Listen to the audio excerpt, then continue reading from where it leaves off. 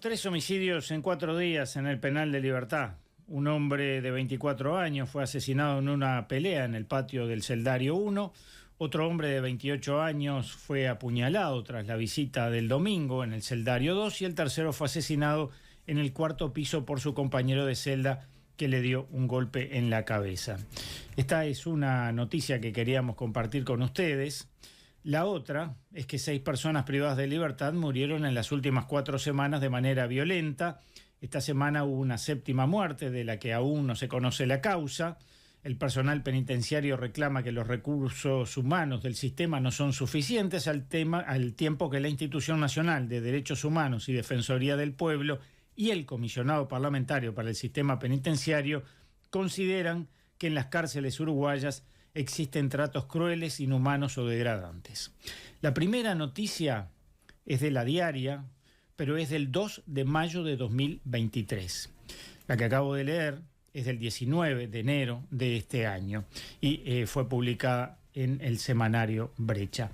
¿Por qué traigo estas dos noticias? Porque con un año de diferencia o poquito más, la realidad del sistema penitenciario no solo no ha mejorado, sino que seguramente podríamos decir ha empeorado. Pero eso, más que decirlo nosotros, que no lo vamos a hacer con la misma propiedad, lo vamos a estar conversando esta mañana con Gabriela Rodríguez de Familias Presentes. Gabriela, gracias por acompañarnos esta mañana aquí en Info24. Buen día, Álvaro, muchas gracias. Los agradecidos somos nosotros desde Familias Presentes. Bueno, ¿y qué ha pasado con el sistema penitenciario, el sistema carcelario en todo este tiempo? Y bueno, yo creo que estas dos noticias que tú mencionabas se repiten cada poco tiempo, ¿no? Entonces, yo creo que como sociedad tenemos dos posibilidades.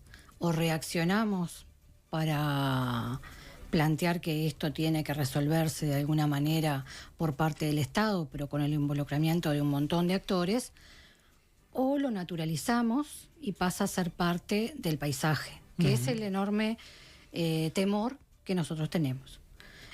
Porque a veces cuando las noticias pasan a ser, es como lamentablemente pasa muchas veces con las guerras, ¿no? Uno se termina acostumbrando a ciertas imágenes de cosas horribles que suceden, y con el sistema carcelario tenemos temor de que pase lo mismo. Por eso... ¿Ya pasa de alguna manera? Y nosotros sentimos que de alguna manera pasa, ¿no? Pasa. Hay una parte de la sociedad que de pronto esto le parece normal, y hasta quizá le parece que está bien. Pero hay mucha otra parte de la sociedad que no. Nosotros como asociación podemos decir con grata sorpresa que en nuestra corta historia de vida, que tenemos poco más de 1 año y medio, en realidad hemos recibido muchas comentarios en el otro sentido, en el sentido de que justamente, bueno, qué necesario es visibilizar esto, qué necesario es que exista una organización como familiares, qué necesario es que pongamos esto en la agenda política y en la agenda social, porque nosotros entendemos que acá hay una responsabilidad enorme del gobierno, hay una responsabilidad del Estado, porque así lo dice la Constitución. Claro. Las personas que están privadas de libertad están bajo la responsabilidad del Estado, pero también como sociedad tenemos que tener la capacidad de organizarnos también para reclamar estas cosas. A nosotros nos ha llamado la atención, por ejemplo, en este periodo, que no ha habido pronunciamiento de los partidos políticos a partir de los sucesos del 28 de diciembre, donde terminaron falleciendo 6 personas de 8. Ningún partido político, ni del gobierno ni de la oposición. Y eso nos parece que es un llamado de atención. Es necesario saber qué piensan nuestros actores partidarios de una situación como esta y cómo se sale, porque esta situación en realidad es como la punta de un iceberg. Nos está demostrando que acá hay muchas cosas que están funcionando mal. Hay un problema en la sociedad y hay un problema en el sistema penitenciario grave que se arrastra desde hace muchos años, que no es responsabilidad solo de este gobierno, pero también es cierto de que en el año 2010 se inició un proceso de reforma penitenciaria que después, por distintas razones que no necesariamente nosotros sabemos ni sabemos interpretar, se fue enlenteciendo. Claro. Y en los últimos años hubo como una suerte de inacción. Y la inacción también provoca serios daños, ¿no? Tú decías cuando comenzabas a hablar que se requieren soluciones, acciones, ¿no? Ahora, a veces ese sistema político que no reacciona hace algunas declaraciones, algunos actores políticos hacen algunas declaraciones y toman algunos modelos. Ayer, precisamente, estuve conversando con un abogado de derechos humanos de El Salvador, a propósito de lo que será la segura reelección de Bukele en ese país, y esa figura, el presidente Bukele, es muchas veces traída a propósito de estos temas como alguien que ha generado un proyecto exitoso con respecto a la delincuencia y a las cárceles. Sin embargo, la realidad que nos contaba este defensor de derechos humanos es todo lo contrario. Es un modelo que se ha impuesto hacia afuera, también hacia adentro del país, por eso tiene grandes chances de ser reelecto, pero hay que tener cuidado también con cuáles son esos modelos, cuáles son esas soluciones que se plantean a veces desde el sistema político, ¿no? Exacto, tal cual. Nosotros también como asociación hemos tenido contacto con organizaciones de familiares de El Salvador y nos preocupa enormemente esto que tú planteas, tanto en El Salvador como en Ecuador, como lo que se está viviendo hoy en Ecuador. Porque sí es cierto que hay, y desde adentro de los países lo dicen, especialmente en El Salvador, un combate al narcotráfico grande, hay un parate a las bandas de narcotraficantes, pero eso está haciendo a costa de los derechos humanos de las personas que están privadas de libertad, que no todas forman parte de bandas de narcotraficantes. En El Salvador hace más de un año que no existen las visitas en las unidades penitenciarias. No existe contacto con el interior de las unidades. Entonces, es cierto, o sea, las reformas tienen que ser sobre la base de un enfoque de derechos humanos y de respeto. Uruguay ha ratificado una serie de convenios internacionales en materia de derechos humanos. En el 2015 ratificó en la Asamblea General de las Naciones Unidas las reglas Mandela, que no hablan de otra cosa que del trato mínimo a los reclusos. Estamos lejos de ese trato mínimo a los reclusos que nos comprometimos ante las Naciones Unidas a ratificar. Y el tema empieza de pronto con el hacinamiento, ya, ¿no? Y el tema empieza con el hacinamiento, empieza con que están conviviendo personas en un mismo ámbito, muchas veces hacinadas, que no tienen condiciones para convivir juntas, o porque tenían problemas antes fuera de la cárcel, o porque los tienen adentro, y no está habiendo Y porque las bandas también operan adentro. Y porque las bandas también operan adentro. Nosotros no lo tenemos estudiado, no tenemos esa capacidad, pero el narcotráfico, así como está campeando en la sociedad, está campeando adentro también, ¿no? Porque las cárceles no son otra cosa que un reflejo de la sociedad. O sea, lo que somos afuera, somos adentro, son nuestro espejo. Por eso también nosotros hablamos hacia la sociedad diciendo, bueno, mirémonos en ese espejo. Porque ¿quiénes son los que están ahí adentro? Son nuestros hijos, nuestras parejas, nuestros tíos, nuestras madres, y nos puede tocar a cualquiera. Y hoy con 15.400, 15.300, porque es un número dinámico, la cantidad de personas privadas de libertad, uno se puede dar cuenta de ese aumento porque cada vez es más fácil tener un familiar o un vecino o un amigo privado de libertad. Eso nos habla del aumento también. ¿Las condiciones varían en caso que sean hombres o mujeres? Varían, pero no necesariamente mejora de la calidad, ¿no? La cárcel de mujeres tiene enormes dificultades, también hay hacinamiento.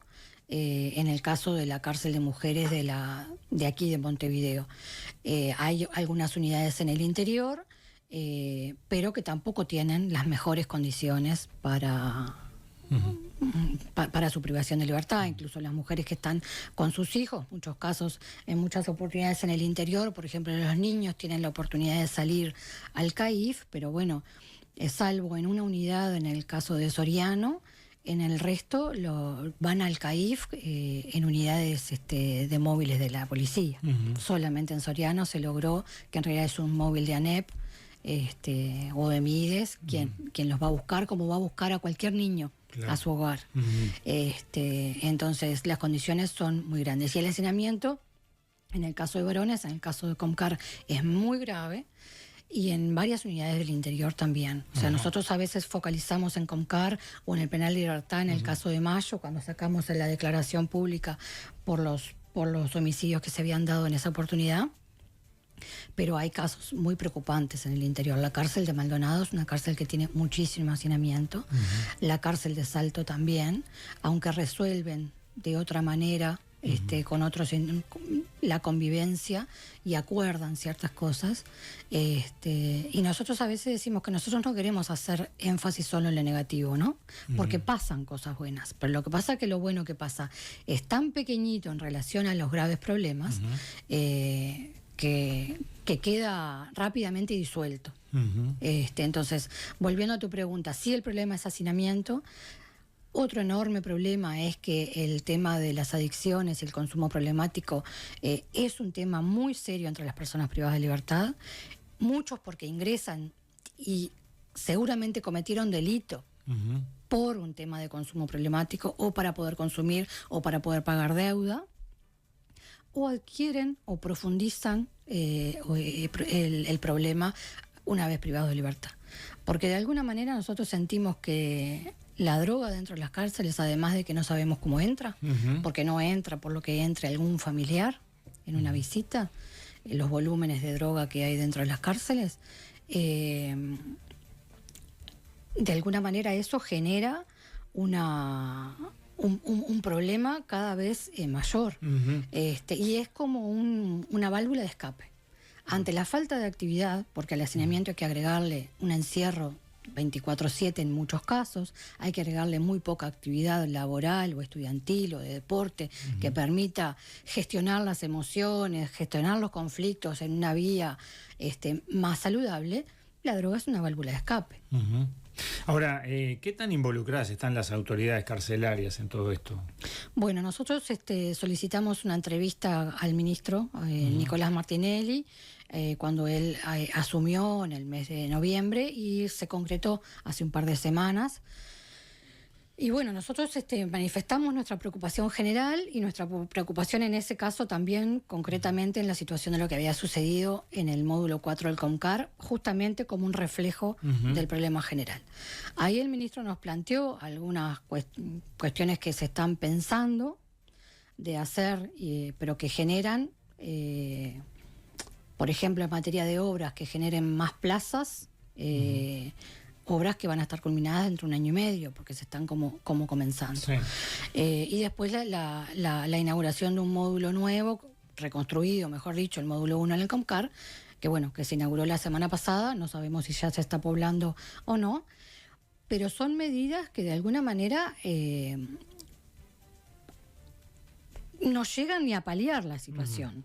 Porque esas 500 plazas que se generan en ese módulo van a aliviar el hacinamiento momentáneamente, porque bueno, de los módulos más hacinados van a poder ir para allí. Pero si seguimos creciendo la población carcelaria con 1.200 personas aproximadamente por año, ese problema va a seguir. Entonces la pregunta de fondo es, ¿la solución son más plazas carcelarias?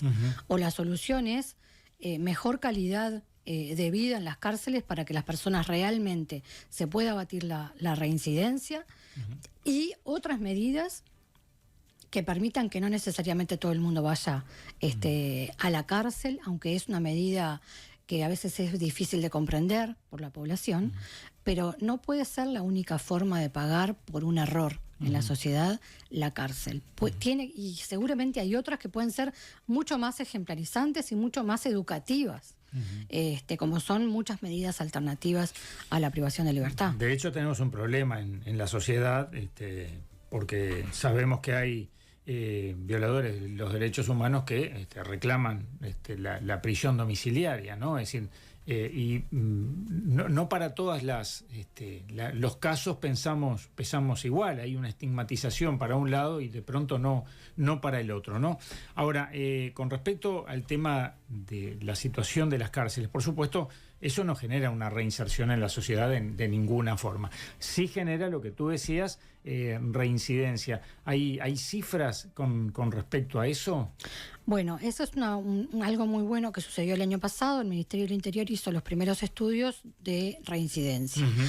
Y bueno, y se hablaba de que hay un nivel de reincidencia de un 70%, que no sorprende, porque uno, a percepción popular, se puede dar cuenta de eso, pero es muy bueno tener números, porque es una línea de base que te permite a partir de ahora anualmente ver cómo va sucediendo y sobre todo generar política pública para eso.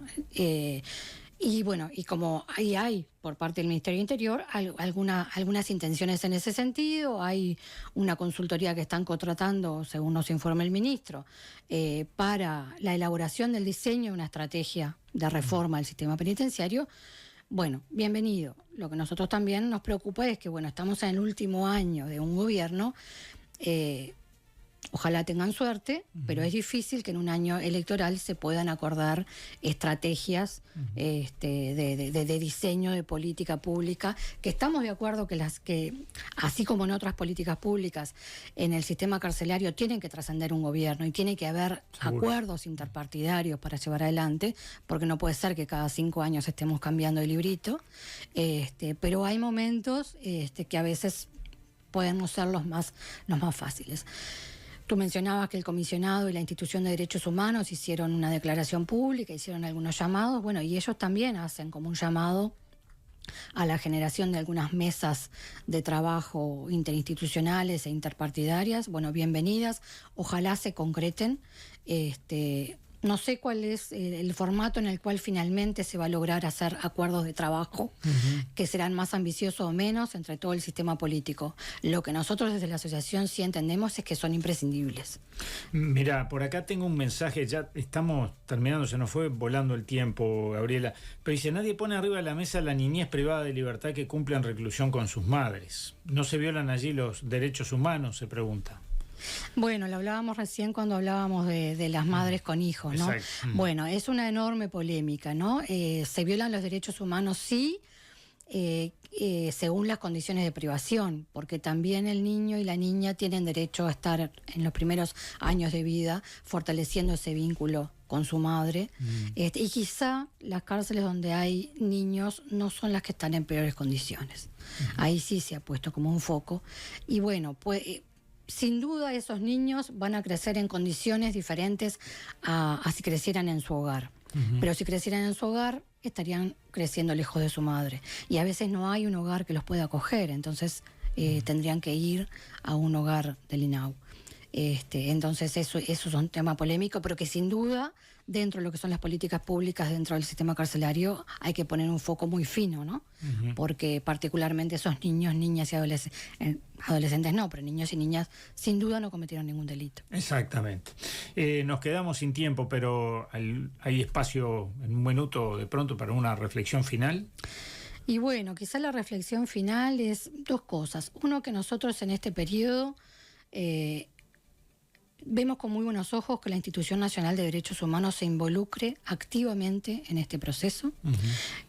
Le pedimos especialmente a la directora que formen parte activa del seguimiento y monitoreo de las acciones que se lleven adelante para abatir el hacinamiento y mejorar las condiciones de vida de los módulos más complejos del COMCAR. Ojalá que monitoreen todo el sistema penitenciario, pero especialmente a través del Mecanismo Nacional de Prevención en esos módulos. Y después, por otro lado, un poco resaltar esto que decíamos, ¿no? Realmente es necesario el concurso de todo el sistema político y todas las organizaciones sociales a pensar que la cárcel es parte de nosotros, es nuestro espejo, y por lo tanto mejorar las condiciones allí es mejorar las condiciones de convivencia en toda la sociedad.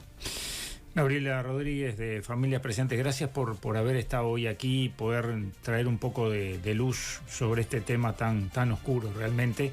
Y bueno, nos queda el compromiso de seguir abordando desde aquí, humildemente, desde este espacio, el tema y cuánto nos gustaría ver que realmente se encamina hacia una solución que está mucho más que demorada.